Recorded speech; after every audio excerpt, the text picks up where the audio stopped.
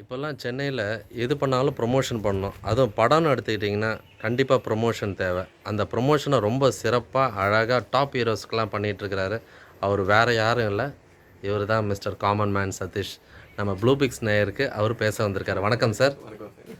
Sir common man சதீஷ்ன்னு என்ன sir பேரு அப்படி வித்தியாசமா வச்சிருக்கீங்க? அது ஆக்சுவலி நான் ஸ்டார்டிங் ரிவ்யூஸ் எழுதிட்டு இருந்தேன். ஸோ எழுதும்போது உங்களுக்கு தான் தெரியும், நீ விஜய் ஃபேனு, அஜித் ஃபேனு அப்படி இப்படி சொல்லிட்டு இருப்பாங்க. ஸோ யாருக்குமே சப்போர்ட் பண்ணாத ஒரு ரிவ்யூ, ஒரு காமன் மேனுக்கான ரிவ்யூ சொல்லிட்டு காமன் மேன்ஸ்க்கு இந்த ரேட்டிங்னு ஒன்று ஆரம்பித்தேன். ஸோ அப்படி தான் காமன் மேன் ஒரு நேம் வந்துச்சு. அதுக்கப்புறம் போக போக காமன் மேன் மீடியான்னு ஒரு கம்பெனி ஸ்டார்ட் பண்ணேன். ஸோ அதில் பார்த்தீங்கன்னா இப்போ ஒரு 300 ஃபிலிம்ஸ் கிட்ட ப்ரமோஷன் பண்ணியிருக்கேன். மர்சல்லேருந்து பாகுபலி, கபாலி நிறைய படம் பண்ணிட்டேன். ஸோ அதனால் அந்த காமன் மேன்றது அப்படியே சதீஷ்ன்றது நிறைய பேர் இருக்காங்க. ஸோ காமன் மேன் சதீஷ் அப்படியே இன்னைக்கு இண்டஸ்ட்ரி நீ காமன் மேன் சதீஷ் பண்ணால் எல்லாருக்குமே தெரியும். ஸோ அப்படியே ஃபார்ம் ஆனது தான்.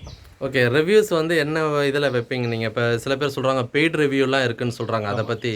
இல்லை நான் வந்து அதில் ரொம்ப கிளியர் பண்ணேன். ஒரு படம் ப்ரமோஷன் பண்ணான்னா அந்த படத்துக்காக நான் பேமெண்ட் வாங்கிக்கிறேன். ஸோ மார்க்கெட்டிங் பண்ணுறதுக்காக. ஸோ அதனால அந்த படத்துக்கு நான் ரிவ்யூவே பண்ண மாட்டேன். பிகாஸ் என்னதான் இருந்தாலும் அந்த படத்தில் நம்ம இன்வால்வ் ஆனதுக்கப்புறம் நம்ம ஒரு ரிவ்யூ பண்ணால் அது கண்டிப்பாக கொஞ்சமாவது பயாஸ்டாக இருக்கும். ஸோ அதனால வந்து நான் கிளியராக சொல்லிவிடுவேன், நான் ஒரு படம் மார்க்கெட்டிங் பண்ணால் அந்த படத்துக்கு ரிவ்யூஸே பண்ண மாட்டேன்னு. அண்ட் முதல்லாம் ரேட்டிங்ஸ் போட்டிருந்தேன் ஒரு 2-3 இயர்ஸ் பிஃபோர். அதுக்கப்புறம் தெரியும் ஒரு படத்துக்கு நான் ரேட்டிங் போட நம்ம யார். ஸோ அதனால் ரேட்டிங் போடுறதே லாஸ்ட் 2-3 இயர்ஸாக ஸ்டாப் பண்ணிட்டேன். ஒரு படத்துக்கு ஜென்ரலாக என்னோட ஒப்பீனியன் மட்டும் சொல்லுவேன், அவ்வளோதான். அண்ட் எதுவுமே வந்து ரொம்ப நல்லா இல்லைனா கூட அதை நம்ம அப்படியே சொல்ல மாட்டோம். படத்தில் இருக்கிற பாசிட்டிவ்ஸை மட்டும் சொல்லிட்டு இதை கொஞ்சம் இம்ப்ரூவ் பண்ணலாம் அப்படின்னு தான் லாஸ்ட் 2-3 இயர்ஸாக சொல்லிட்டு இருக்கேன்.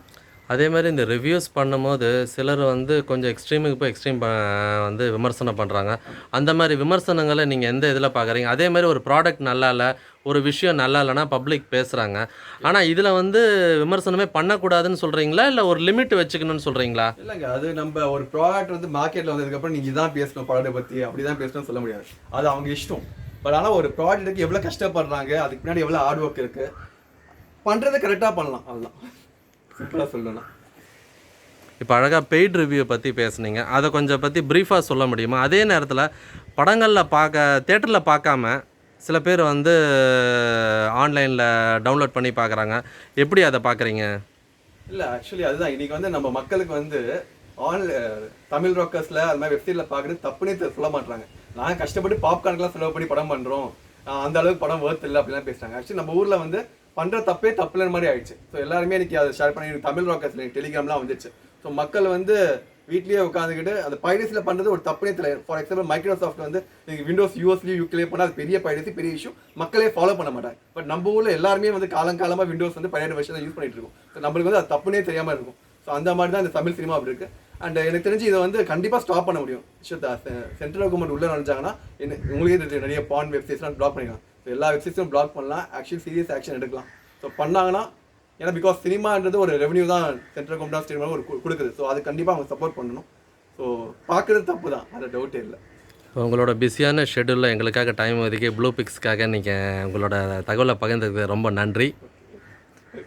தேங்க்யூ. நீங்கள் வந்து என்கிட்ட எப்படி தேங்க்யூ. ஆக்சுவலி நான் வந்து இந்த ப்ளூ சேனல் பிடிச்சிருந்தீங்கன்னா இதை வந்து நீங்கள் லைக் பண்ணுங்கள், சப்ஸ்கிரைப் பண்ணுங்கள், ஷேர் பண்ணுங்கள். தேங்க்யூ.